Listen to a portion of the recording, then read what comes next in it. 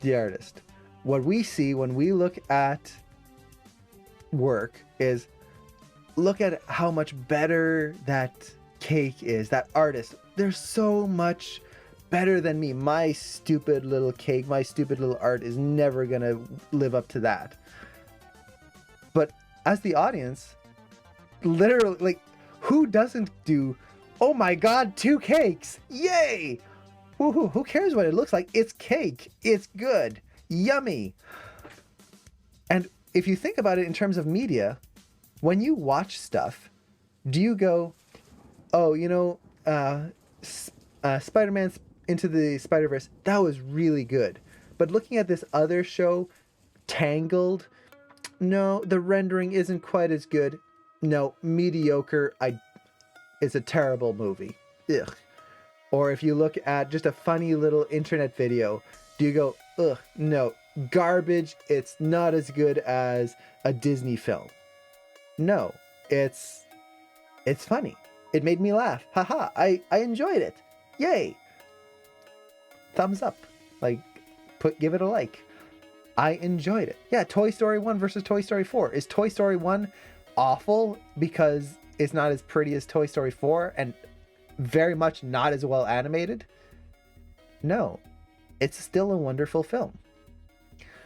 And this is a hard concept for us as artists to visualize and go through, is that it doesn't matter how pretty our animation is. It doesn't have to be the best. As long as we put passion into it, as long as we love the process, someone out there is going to enjoy it. And that's the important bit. And we're always going to get better. You might start off with a little junky cake that is barely frosted and everything's crooked and it's melting a little. But you do a few more cakes. This is coming from a baker who used to make cakes. You do a few more cakes. Eventually you're going to be making a dual tier cake with some buttercream filling. Then you do a few more cakes and you've got a cake with all sorts of little icing decorations on top. And then you start doing a few more and you've got icing flowers. You do a few more cakes and suddenly you've got 3 tiers and you've got all of these different Bavarian cream and all of this stuff in it with all sorts of sprinkles and all the decorations around it. And then you start exploring fondant icing. Fondant icing does taste like trash unless you make it with marshmallows. And then it tastes pretty good. Not great, but it actually has flavor. So if you make it with marshmallow and a few other ingredients, I forget the exact recipe, it makes it much, much better. And it still has that same look. And then you can push your skill. So like one of the last cakes we did, which is a while back now, was a mirror glaze icing, where the glaze, once you put it on, it's like a mirror finish and you can actually see like yourself in a reflection of it. It's really cool. It looks amazing and it has all sorts of beautiful patterns in it. That when we first started, there's no way we were going to make a cake like that. Our first cake was a dinky little thing that was all crooked and we didn't even cut it in half right when we were trying to split the thing. It was awful, but we got better. Did it mean that the first cake tasted terrible? Well, probably, if we overbaked it. But the second cake probably tasted pretty good. And all the other cakes afterwards tasted pretty good. It didn't make them less cake. So, yeah. This is one of my favorite images. So I would definitely recommend you guys save this and just keep it with you. And remind yourself every once in a while that it's okay to make mediocre cake. It's still cake and people will enjoy it. Let's see. Catch up with the chat here. It sucks when people criticize movies for not literally reinventing and revolutionizing the industry with its sheer quality. Exactly. And just an example of that, like I've heard a lot of people talk negatively against Mitchell's versus the Machines, saying that it's not innovative enough. The story, we've heard it before, it's the same story. And yeah, it's true. It's not an innovative story if you look at the kind of base story. Visually, it's super innovative. I loved it. It's such a good film. But one thing to keep in mind is There's a whole generation of kids who've never seen this story told. This is their first time experiencing it. It's okay to retell a story, even if it's been told before. To someone, it is new, and they don't have to. Most people don't want to go back and watch a movie from 30 years ago just to experience a story for the first time. So it's okay to tell the same story. Sure, I've seen that story told many, many times. I might be tired of it. In that case, that movie's not for me. It's for them. And that's okay too. It's okay for movies to be for other people. I had my movies. I had my story, that story.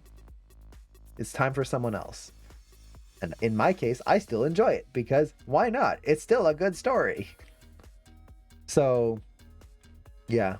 Again, it kind of comes into that cake element. It's still cake. It's good. So, it's not a bad thing. Let's see. There's many cliches that I actually love and can't get enough of. Exactly. Cliches are not a bad thing. If it's always cliche and always the same thing over and over and over, every single year, same thing over and over, that gets old very quick. And there was a time where you could see some movies doing that. But if it's like every few years, and like if a studio is kind of, okay, here's our story. For example, let's say Sony. They did Into the Spider-Verse. That's a very different story than the Lego movie, which is a very different story than Mitchell's versus the Machines. Each one is very different. They're not repeating the same thing. And even though, yes, Mitchell's versus the Machine is similar to other movies, this is Sony's version, Sony's cake. If you went to, let's go back to our cake shop. If I see a cake shop walking down the street and there's a cake shop and go, ooh, that cake looks pretty good. I'll keep walking. And I walk by another cake shop and I go, oh, they have a cake. And oh, they're using the same icing, white icing. Ugh, the other cake shop did it. Do better, cake shop. It's like, no, it's still cake. Someone's going to buy that cake over there. I'm going to buy this cake over here. We'll each have our cake. Everyone's happy. So it's not a bad thing for things to be similar, as long as they're not an exact copy. Anyone else feel like eating cake? I do. I definitely do. I haven't had breakfast and I haven't had lunch. So at some point, I'm going to have supper and it might involve some cake if I can make some. I probably won't have time. Watched Soul earlier this week. It was amazing. Yeah, Soul was amazing. I loved it. It was really good. And this is another kind of take on there, just in terms, like, since we're talking about criticizing films, and like how films are often criticized. One thing about Soul, I will admit, is that I didn't like the music for the most part. I'm not a jazz fan, at least not that specific type of jazz. Certain types of jazz I love. That specific type of jazz, not for me. I'm not a fan. With that said, am I going to go online, and this is especially important for any of you who want to be an animator, don't go online and just be super negative about things. So am I going to go online and go, ugh, Soul, well animated, but the music, oh my god, how terrible, it sucks. Why did they choose this? They should have gone with this type of music, and it would have been way better.